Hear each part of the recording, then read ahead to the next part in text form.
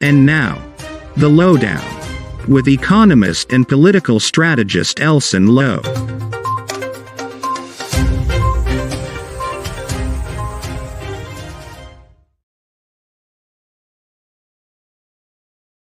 To The Lowdown this Saturday night. I'm your host, Elson Lowe. Saturday on a high with The Lowdown. Thank you for tuning in. Folks, if you could share the link, we would appreciate that. You know, we want to get as many shows as possible, so be sure to share that link. Let's get it, get the message out there. Let's get, different people together. An opportunity with us. You know, we always try to keep it low down. And as a result, you know, we try to get us through difficult times, and tonight's show is actually going to be about some very difficult because, we've got a real spike, a real jump in the cost of living in Guyana, as in, many countries. And it's something that's very a bit of that. We're going to give you a sense of what's been going on. We're going to have, the odd joke about the cost of living, but we'll also give you a sense of some of the things that the PNCR has proposed that might be solutions, for the short and for the longer term for these cost of living woes. We hope to really educate you viewers and give you a sense of the direction that the country could be going. This evening, we'll start off chatting about minimum livable income and those sorts of things. We're going to have as our guest, barring any technical difficulties, we're going to have as our guest of the PNCR, Miss Elizabeth Williams. And we're going to close off this show, continuing the discussion that we've been having about working in the oil and gas industry in particular, and talking a bit about U.S. firms and the various U.S. and local firms, and how you as a young Guyanese can adapt yourself to this different job environment. So one is remind those of you watching is to share the link. Let's get the word out as broadly as we can. Let's get everyone in so that we can one of the things that I recall from my high school days is that we would often cry, and that I think is again so spot on for what is going on right now. In fact, one of the funniest things that someone say quite loudly, with the chest out, as we say in Guyana, the nice at all. And, I think we have to echo that sentiment. Things is not nice at all, because as we carry through some of the charts, giving you a sense of how things have changed in terms of cost of living, in terms of the cost, especially of food items, largely because of the COVID-19 pandemic, but also the war in Ukraine. How bad it is, and how difficult it must be for all of us here in Guyana, but in particular those who may not have the most the scale. So that is something that is concerning. I think is every Guyanese should be concerned about, and we'll look at the national budget and how of anything that really will help. To the point that it's quite comical, and we love to have a laugh here. We love about things and policies and the national budget as opposed to people. But as a result, we often come across very funny national budget this year, which is the biggest budget the country's ever seen by some distance, represents one of the funniest things that I think you'll see around. All of that, it's going to be great. Folks, share the link, share the link. Let's try and get some everyone to see an opportunity to see the show. Share the link tonight about the cost of living, about why some of this is, and about some measures that have been put forward by the PNCR that hopefully will really help citizens, and we believe over the longer term will have a substantially better impact, a good impact, development of the country, and are very necessary. So we'll chat about all of those things. As a result, we're gonna lean into some of our comedies. So if we could get our first them up, we've got one or two doozies right now. So the first meme, if we can get that out. Ah, there we go. So someone is saying because gas prices are they're rocking their Corolla, they're living that Corolla life, which I think is very understandable given the circumstances. And we've seen gas prices as high as I think it's 2008, so it's pretty alarming. Let's get the next one. So here again, this is a post from a thread that often. Oh, actually, we're still talking about the a different issue. This is a post that someone made about like a shack, but apparently this is a house that's worth some pretty substantial numbers here. People are saying that housing prices in Ghana have gotten so ridiculous that argue that it is a beachfront property. I guess you could argue that it is a beachfront property. $800 million, though, is perhaps a bit too much to be asking for a shack. Because housing prices have gotten so high in Guyana, it's become almost a parody. It's become a joke because ordinary Guyanese can't realistically afford housing in the city where they would normally have been living, and really around the Georgetown area, in large part due to the changes brought about in the economy from the oil and gas workers that want to live in these sorts of prime locations. So this prime location is it's a pristine beachside location. You got a nice, but it's $800 million. Can we get the next slide up? Great. So we've now got a comment from someone saying that times are, as a man you don't need much, but at this rate he can't even afford a side woman. So he's gotta let her go and get himself his own. How bad things have gotten in the country in that regard. Let's get the next photo, because obviously cost of living is really through the roof. So we'll move on from the memes of the week, and we'll talk a bit about why people are complaining so much about the cost of living. So now we've got that is very alarming, I think, of the oil price, the crude oil price. If you look at from the start of 2022. So now you'll see that there is an absolutely titanic, monstrous, gargantuan spike in prices when we went up all the way. It's not reflected there, but the high was $139 a barrel. That was over a weekend. And this all happened around, I believe it's March 10th. So we saw a really massive spike. You then saw a drop and then another spike.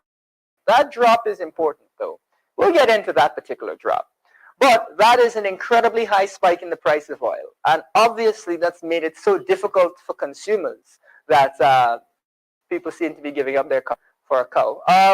If we can get the next slide. So we've now got what the prices were at the pump around March 10th, which is where we saw that cent increase in the price that was charged at the pump. So a really massive increase in the price, a very substantial one. the graph that we showed you just a moment ago, you'll observe that there was a substantial drop off. As much as there was a sharp rise, now, given that there was a sharp drop off, you would have expected to see prices drop off sharply as well, prices at the pump. We even saw that drop off so sharp the prices went down to under $100 a barrel. Under $100 a barrel. So that's a really big change. But did we see prices on the market ever return to the level that they were at before we had that big sharp spike? Did we see that at all? That's really, really concerning. What it means is that consumers are not getting the benefits from a lower price. They're only paying the costs from a higher price. So if the price goes up, it stays up. That's very from government ministers and so on, that the Ghana Energy Agency is supposed to be monitoring these types of things to ensure that we get the best. I look forward to seeing what the Ghana Energy Agency will do in respect to this, but it's pretty worrisome. And if we can get the next picture up, that'll help viewers to understand, why it's a bit worrisome. So we're hearing again that some gas stations, this has got a reduction in the fuel tax from 10% to 0%. So there was an expectation that that would reduce the cost of fuel. That would be a nice, we'd be at a more comfortable price. To date, it seems that Guy Oil has reduced their prices, but it's unclear about the other gas stations. And the reporters went around and asked the question of various gas stations as to whether they'd be dropping their prices. And, one of the reports that you get is that, it's not the right time, they're not ready for that, but also that there's no obligation to drop your prices. Isn't that a strange thing to hear? Them less to actually sell the gasoline that's available. But they're not lowering the prices because they think that they're not obligated to do that. That's an interesting something for the Ghana Energy Agency to really take a look at. Because, of course, we want to ensure that any kind of cost of living, the benefits are passed on to consumers rather than residing in specific companies who get all of the financial, though the cost of gasoline is lower on their end. So that is really, really concerning. And it's something that, is unfortunately bored. Before we jump into our next group of similarly troubling charts, I'll tell you a quick story from my own experience. So I have a particular wing spot that I go to because the wings are a little cheap. It's a good amount of wings, relatively cheap, tasty. Head on over there. It's gonna be great. I'm gonna get myself a beer. It's gonna be great. I'm gonna hang out. I get my wings, and these wings are usually $1,500. Waitress arrived. She said the wings are now $2,000. So you should have seen my face because I was so taken aback because it's such a big change in the price. But with the price of chicken, which is that the price of chicken is through the roof again. So across the board, we're seeing all of these ridiculous prices. I mean, my face, I was so shocked. It's through the roof. And this is really making it difficult for everyone in Guyana. I mean, much less me with my humble plate of wings. But, and that is something that so many Guyanese are suffering from. Higher cost of living. So many Guyanese are suffering from that. And it's something that, we'll discuss because it seems to me that that is wholly inaccurate. And as the allocation for dealing with cost of living is wholly inadequate. So this was all developed. This budget was all developed before the war in Ukraine. So is very much out of date and doesn't really address the sharp changes that we've seen. And we'll go into that for a bit to give you a sense of why it's so concerning. If we could get the next picture up, and we'll delve right into this. Again, you have to laugh so that you don't cry, viewers. That's what we want to remind you. You have to laugh so that you don't cry. You'll observe that to the far end of your screen there, around the 2022 mark, you're seeing a really sharp spike up, almost a vertical spike up, right? That's up to the 2022 side of the graph. You'll see a spike up. This is a graph of wheat prices. Wheat, we get our flour, we make our tennis roll, and so on. That spike up is almost vertical. That's how fast the price of flour has gone up. With Namilco saying that they've seen in, I think it was a 2 or 3 week period, prices go up 40%. 40% increase their price by about 15%. We've seen a call by the AFC for flour to be fully subsidized.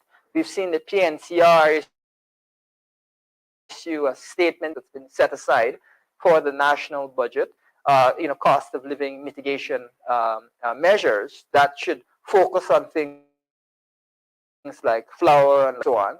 So there is a call from the opposition for the government to target these types of areas where you're seeing such a shocking and huge increase in the cost of goods.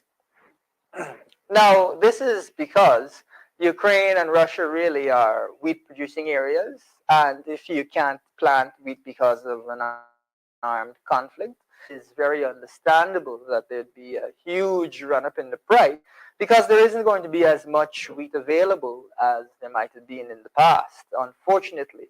Of course, that's a really grave people of Ukraine the best. Also, the people of Russia who, of course, would not have instigated this war themselves. That's down to the Russian administration. But we, of course, looking at effects back here in Guyana, seeing the effects on a huge scale because of such sharp rises in the price. Very concerning. We'll see some more of this, how these things have been affected. If you look now at, and this is just before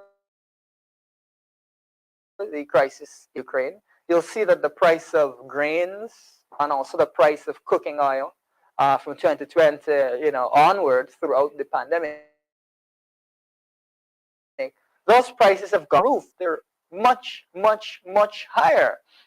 Folks, again, we have to laugh so that we don't cry because, are we looking at skyscrapers, those prices? And so for ordinary citizens, you can only imagine the incredible pain that they've been facing throughout this pandemic without having as many jobs available, while seeing go through the roof, right through the roof. It's a skyscraper there. It's incredibly concerning. But have we seen the government respond to actually take the type of robust measures that they should take, or have we seen them come up short? I'll remind viewers, firstly, that there was one COVID-19 cash grant, which was $25,000. The pandemic, as far as memory serves, so that would mean that one $25,000 was supposed to last us for the entire 2-year period. Wow, that $25,000 is stretching very, very far. I don't know how in the world that was ever intended to be enough. Let's look at the next photo so we can get a sense of how in other countries where we've seen more robust measures to combat the pandemic, more robust financial incentives, where we've seen support is something that's been talked about, especially those that are most affected by the pandemic. We've actually seen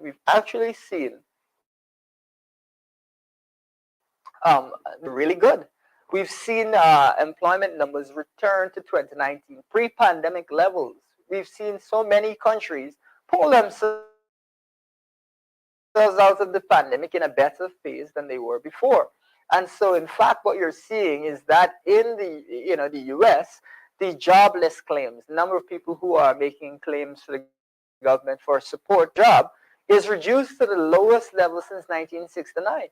So that means that the economy is performing quite well in the US, that as much as prices may go up, things are going quite well, and you're seeing people be employed, and you're seeing people from that perspective be able to cope with these really high prices. So that is something that should give you a certain degree of optimism, something that should help you to feel more optimistic. But is that what we've seen in Guyana? Is things get better than they were before the pandemic? Well, I'll tell you something quite specific, actually. We had a jobless rate in Guyana of 13.9%, just about 14% there, before the pandemic began. That was our job. Good, right? Well, not good, but that's what the rate was. The rate now is 15.5%. So the rate after, at this point in the pandemic for us, it's higher than it was during the period just before the pandemic. So we have not been able to recover. We have not been able to recover or surpass by the levels of employment that we were at, the percentage of employment that we were at prior to the pandemic. We've not been able to recover as a country, but rather faced with higher levels of unemployment, higher levels of youth unemployment as well than we would have had before the pandemic. But other countries have, in large part because they had much more supportive programs. They help people to deal with the cost of living. They help people to deal with the pressures of the pandemic, whereas the government did not do that in a shape or form and continues to do that in a wholly inadequate way. Let's get the next picture up so we can give viewers a sense of this. So we've got oil money coming in. We've got oil money coming in, but the salaries to compensate people have not been improved. We saw only a 7% increase for public servants when the inflation rate was almost 6%. So that's a negligible, almost no increase. We haven't seen robust measures that have been effective at bringing down the inflation rate. We've seen inflation across the world continue to spiral. We actually saw inflation, food inflation, through last year reach as high as 14, almost 15%. So huge numbers. And if you think about the skyscrapers that we were looking at earlier, you can understand why inflation was so high, food price. And as much as the government is making money from oil, we've not seen them effectively combat inflation in Guyana by any means. They've struggled really to combat inflation. They've struggled to help people to keep up with the cost of living. We've even seen things as interesting as fish, the cost of fish doubling locally. And so again, government has not been able to keep a handle on this. But one of the things that you must perhaps ask is, why is it that the government is struggling so much to get a handle on inflation? Is this all just international factors? As an oil-producing country, benefiting from high oil prices, making substantial amounts of money, or address these things? Can you imagine if we were in a country that didn't produce oil? If we were, in the pre-finding oil Guyana, where we would have been just having to face tremendous pressure? Why are we in a situation where it feels like we're not producing oil? It feels like we're not benefiting, are benefiting massively. The GDP forecasts for this country,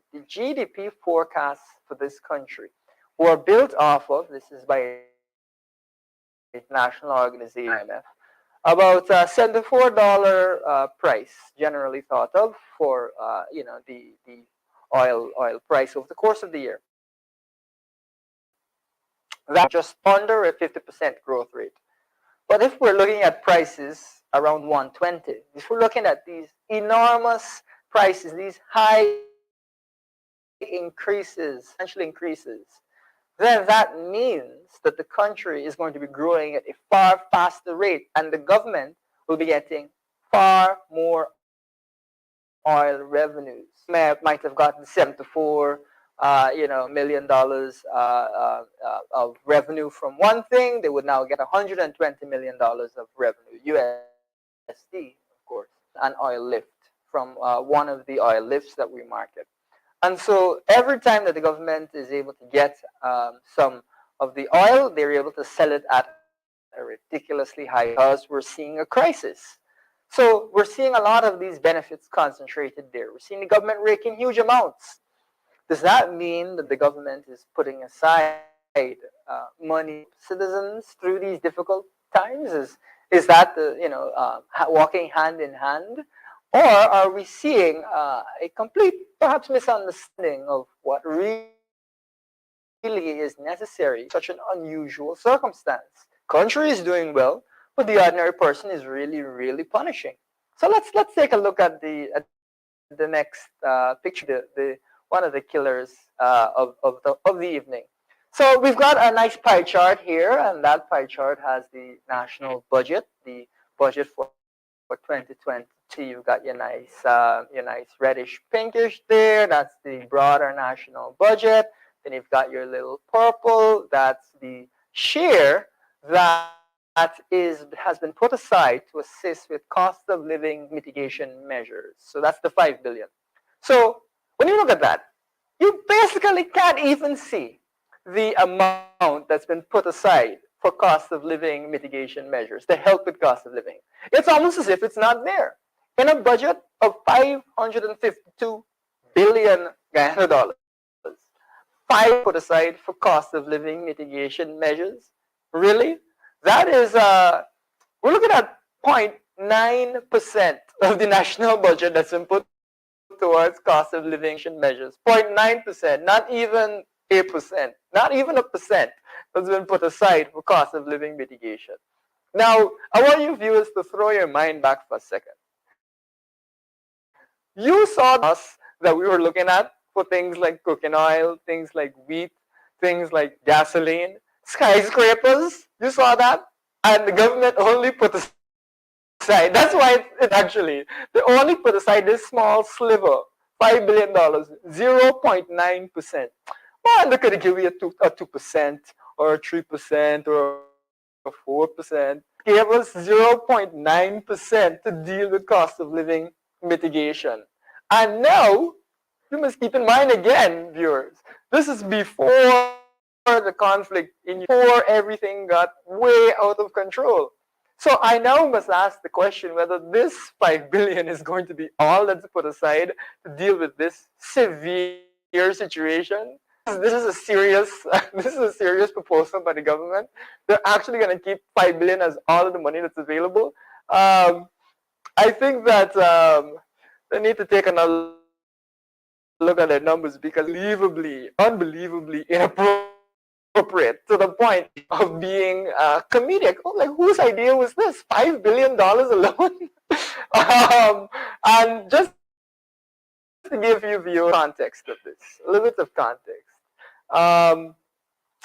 So the government is spending on a lot of bridges and is spending on a lot of roads and is spending, and of course, many of those are really important and supposing that they're managed well, because we have a problem with managing infrastructure projects well in this country, really progress. We'd like to see some, those things come to fruition.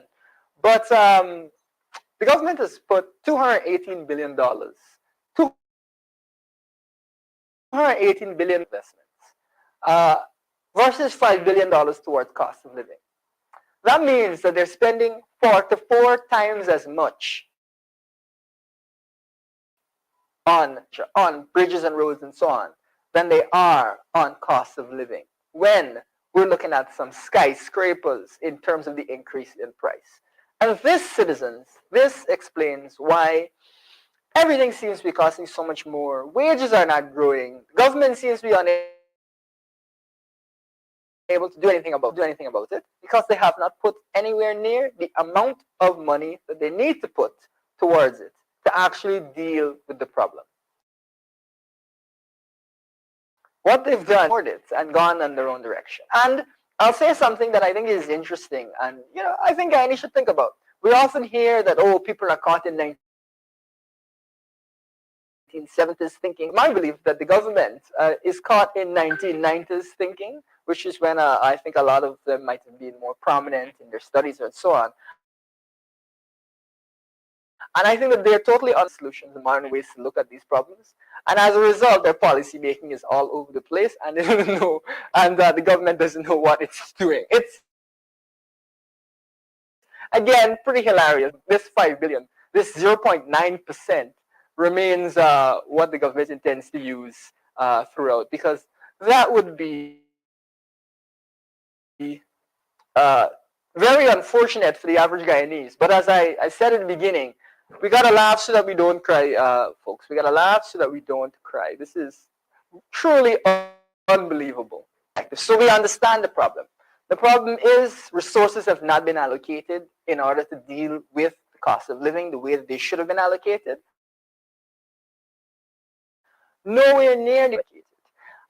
And we're at the same time faced with a country that is growing at a tremendously quick rate. It's growing so much. It's doing so well. And so as a result, we've got a really difficult and an interesting problem to deal with, where the government has really not put aside what the flip side. Let's ask ourselves, what are some of the solutions to this? How can we deal with this? The first thing that's important to understand is that with oil economy, is that the structure of the economy, because the gains are concentrated in the government, in the state, in the government coffers, and the cost, inflation, high oil prices, and so on and so forth, you will see that the government kind of has to play a bigger role in terms of distributing these benefits. Now, that can take many forms, whether it's a cash grant, whether it's a subsidy, whether it's direct provision of goods, and that is something that of course, will come out in the course of national debate on these issues. Of course, we in PNCR have long-term solutions as well as short-term solutions that will help to answer this problem and help people to really understand how this should work. And the framework called the minimum livable income. And so what we're saying is we want to see a minimum level at which people can get an income where they can live comfortably, where we can have a reasonable standard of living for everyone, because of course every citizen has a right to some of the benefits of their country, and if one of the benefits of our country is a lot of our revenue coming in, which goes directly to the government, then citizens should benefit in one way or another, we own, which is the resources of the country. We should all benefit. Now, we've got a range of policies that are connected to the minimum livable income. However, what I would say is I want to talk a bit about one particular area, and that is the salary top-up. So we're going to go into the sense of how that works, why that's so important, and what essentially it even means to get a salary top. Essentially, what this is a negative income tax. That's the technical term, but what it just means is if you make below a certain level, additional funds to ensure that you're earning at a certain level, to ensure that your earnings meet what we think a reasonable standard of living should be. You would get a top up on top of your salary. So let's say you're making 70,000, you might get 20,000 on top of that, or you might get 30,000 on top of that. It will vary, of course, based on where you're more expensive to live in Georgetown than it might be in Port Beast, and of course that will vary. So that is what a salary top up is. It means benefit from getting an additional something to help to the level across the economy that we want to see so that all citizens are able to have a good standard of programs. We can structure how we get them budgeted, but they are meant really to distribute the benefits that are concentrated in the government. Now, at the same time, we will emphasize in the PNCR training programs, and we've already started talking about some of these programs to help the lot of citizens who did not finish high school to get a chance to get CXC passes, whether it's in math or English or other types of skill training, so that they can benefit from this. One thing that it is important to consider, viewers, is that about 17,000 children but only 10,000, give or take, will write CXC. So what happened to the 7,000 children that may have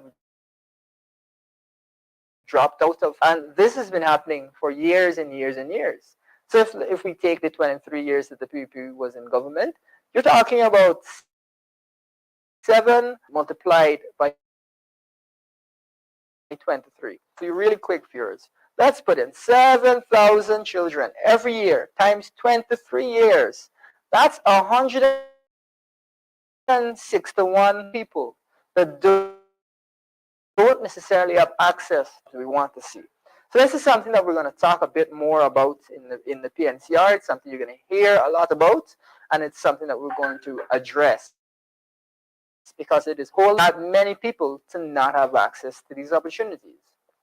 But that's what's going to accompany, on one hand, these types of salary top up.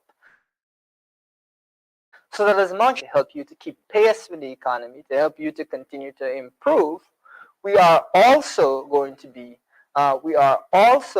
looking at training so that you can benefit from these higher paying jobs. So it's both strategies so that we're distributing the benefits, but also helping you to be able to earn those benefits for yourself for the foreseeable future. I believe that we have our guest online now, and soon we'll have a nice light chat. This is Miss Elizabeth Williams. She's the vice chairman of the PNCR. So we're going to have a quick chat with her. Miss Elizabeth,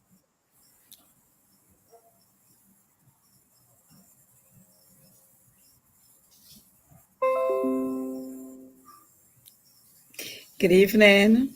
Hello, can you hear me? I'm hearing you loud and clear, Elson. Hi. Good, good. I'm glad to have you on. It's a good of us who know you and me personally will know that we go way back. Miss Williams actually was a teacher of mine all the way back in high school. So it's me up here, and we have lots of fond memories from a long time ago. So how are you tonight, Miss Williams? You're good. I am extremely good, but extremely tired. Having a long day and even a couple of long days in preparation for our general council, which began today. And so I must apologize even for Sure. coming on a bit late, Elson, because I was so tired. I came home, had a bath, and I just jumped into the bed.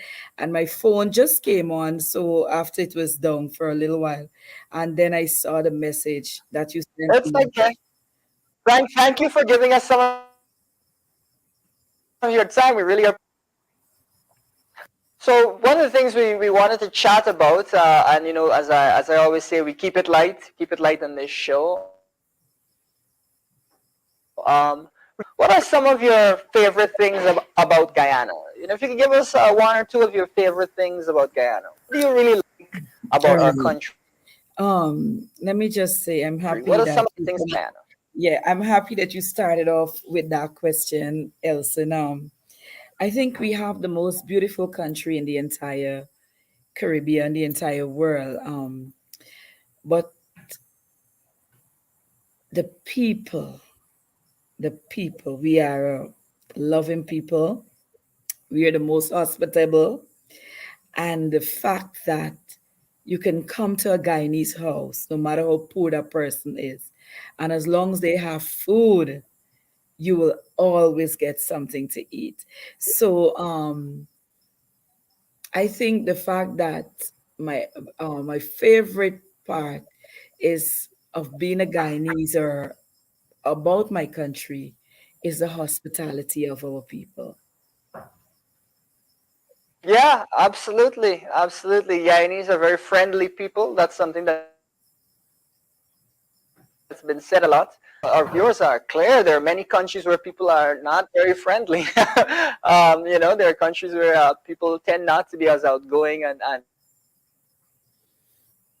open to chatting, to being hospitable. So we've got to really appreciate the fact that we're such a friendly and in that regard, happy-go-lucky people, I guess you could say. Yes, we are. So Um, that's for that, Miss Williams. That's great. Yeah, sure. The next thing that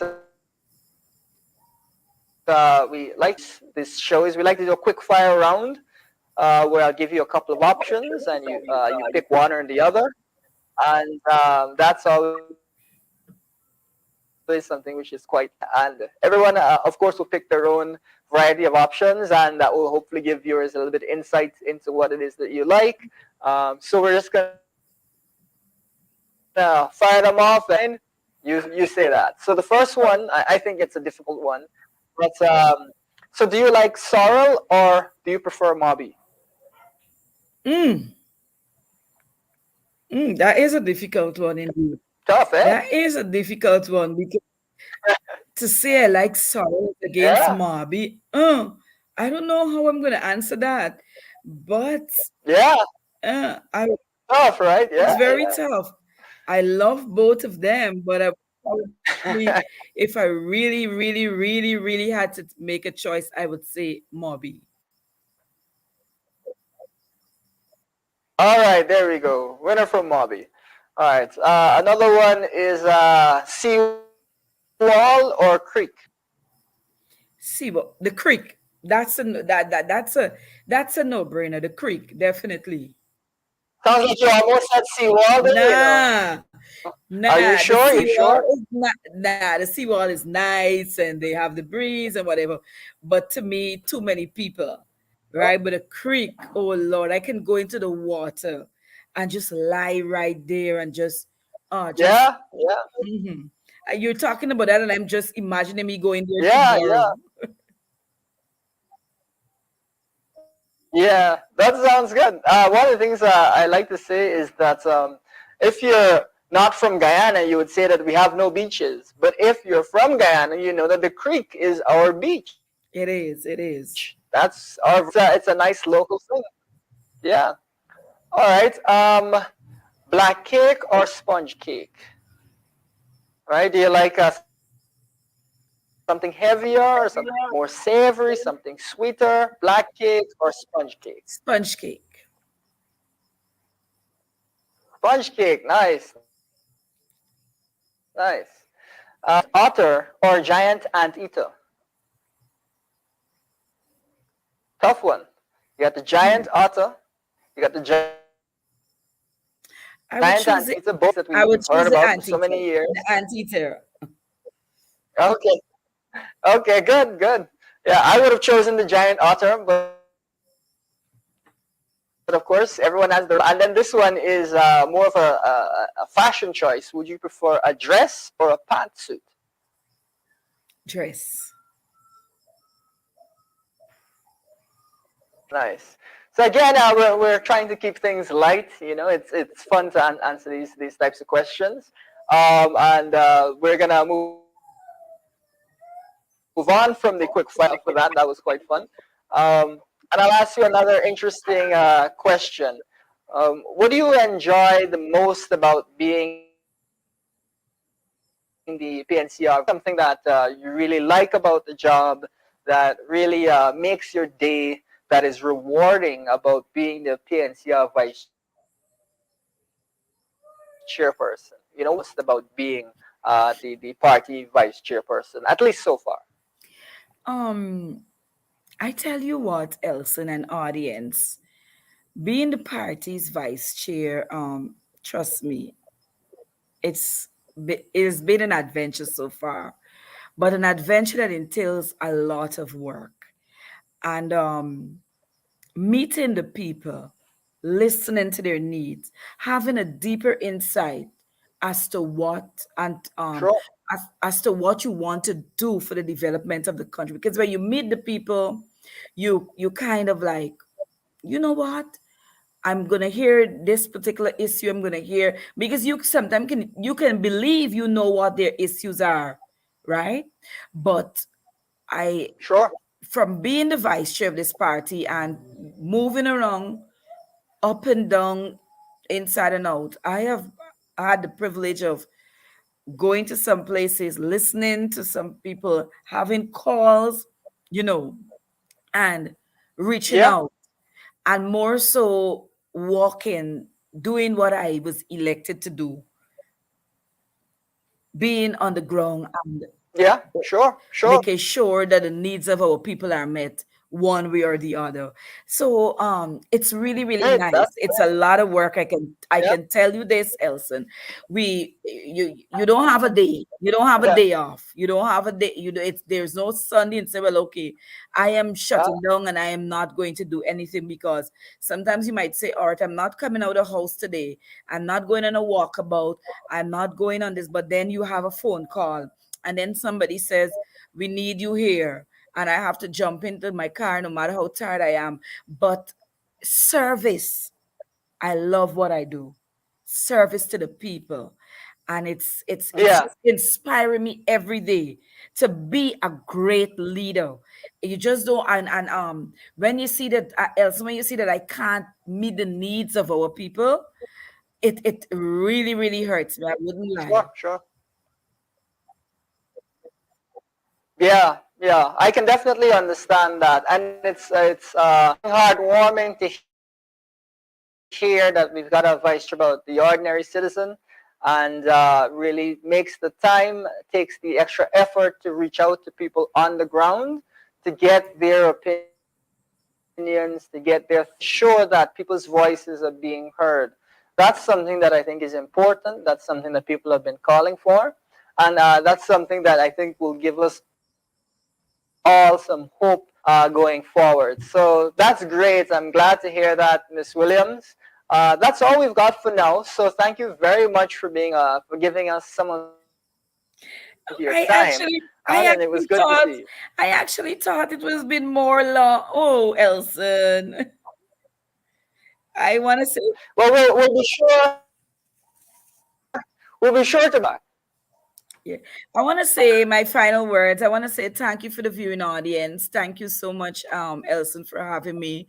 Tonight I am a bit tired, extremely tired, but I want the people to know, and I want people to learn to start sharing these programs. Is that the PNC is the best and the only hope for Guyana, and we are on the verge, on the hill to cross over to victory.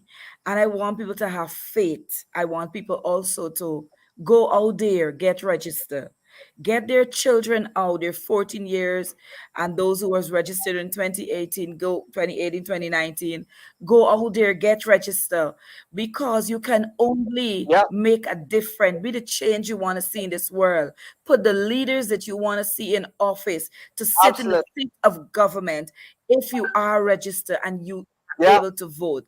Elson, I want to appeal to our comrades out there, and I want to let them know, right? It may seems a bit dark in your end of the wood, but as our party battle song says, hold the line of battle, comrades. Hold that line of battle, and we will prevail. Do what you have to do. Get yeah, up, get out, get your friends, get your family, get your loved ones out.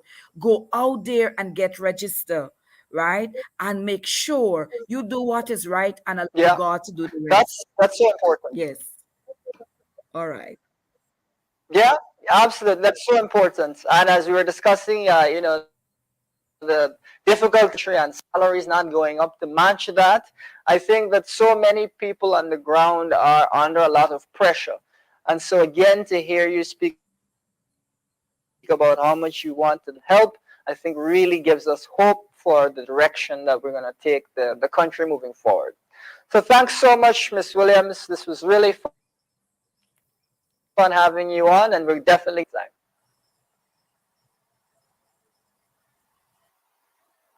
All right, so again, that was Ms. Elizabeth Williams, who is the vice chair. That was a nice quick chat, and we were able, hopefully, to get to know her a little bit more as a person. And she, is someone I've known for a long time. It's really, I think, a happy soul that wants to really serve her country best as she can. So it's good that we've, continued to roll on. We just have a few tips for you. Remember, we always try to end off these programs chatting a bit about how young people can look at the changes and look at getting jobs in the oil and gas industry. Different companies, often U.S. companies or Trinidadian companies that might have a different corporate culture, different company culture. Someone mentioned to young people out there looking to get a job in this environment is when you're working at one of these companies, there's things that are pretty important.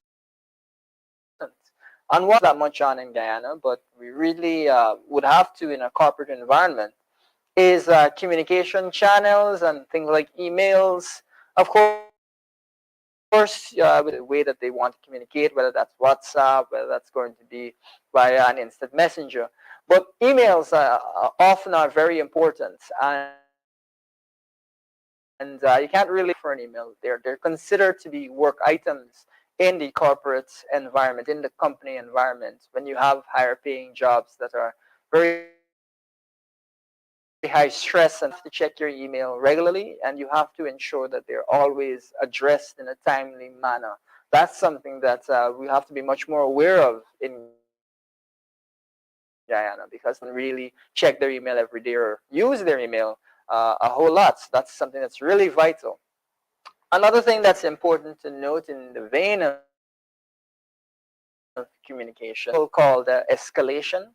Escalation essentially means that when you have an issue or a problem with carrying out your daily duties, you should reach out to whoever it is that is there to support you, to receive some, first of all, to let them know that there's a problem, but second of all, to see whether it is possible for you to receive some support. So letting your manager and so on know before a problem becomes not fixable.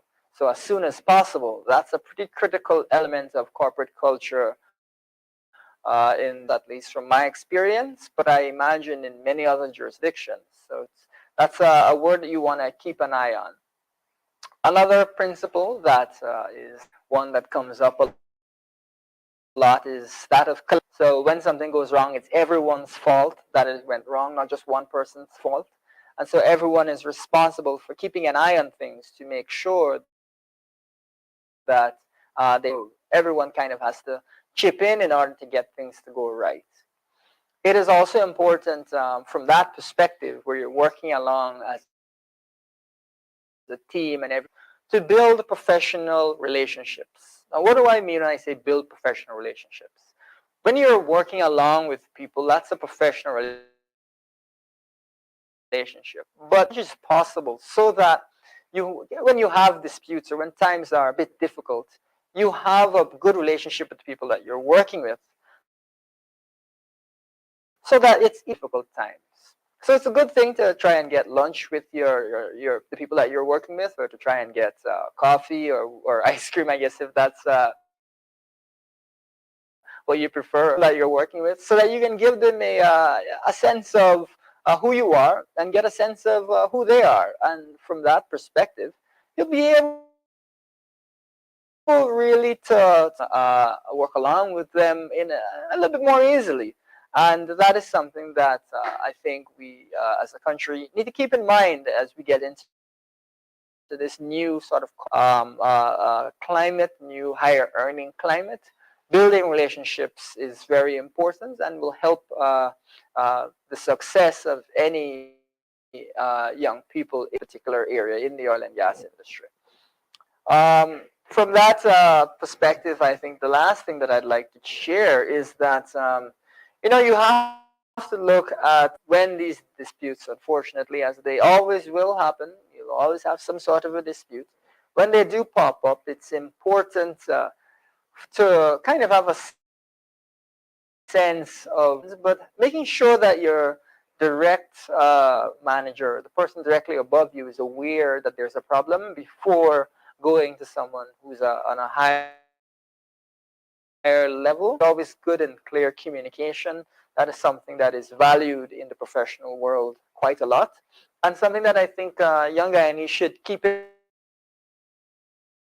mind. One who should be aware of something is aware, so that they don't find out in circumstances when it might not be the best and certainly might not be work out the best for the company, might cause conflict. So those are some quick professional tips. I obviously have worked at I don't know how many viewers would know this, but I've worked at Goldman's professional environments that you'll really see. And so a lot of these little bits of advice are things that I picked up over the years that have proven to be quite useful. So I just want to young people that might be looking to get into the professional environment as we wrap up tonight's program. So we've come to the end of another program. It's a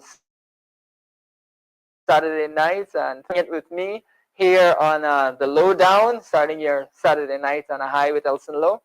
And we look forward to seeing you next week. We're going to have another great chat. Again, thanks for being here.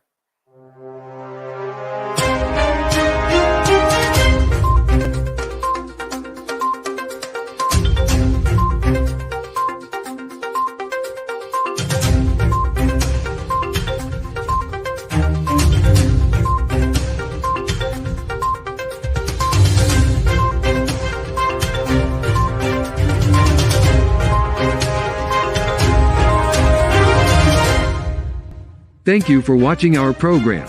See you right back here, same place, same time. And remember, hold the line of battle, comrades. Our victory is sure.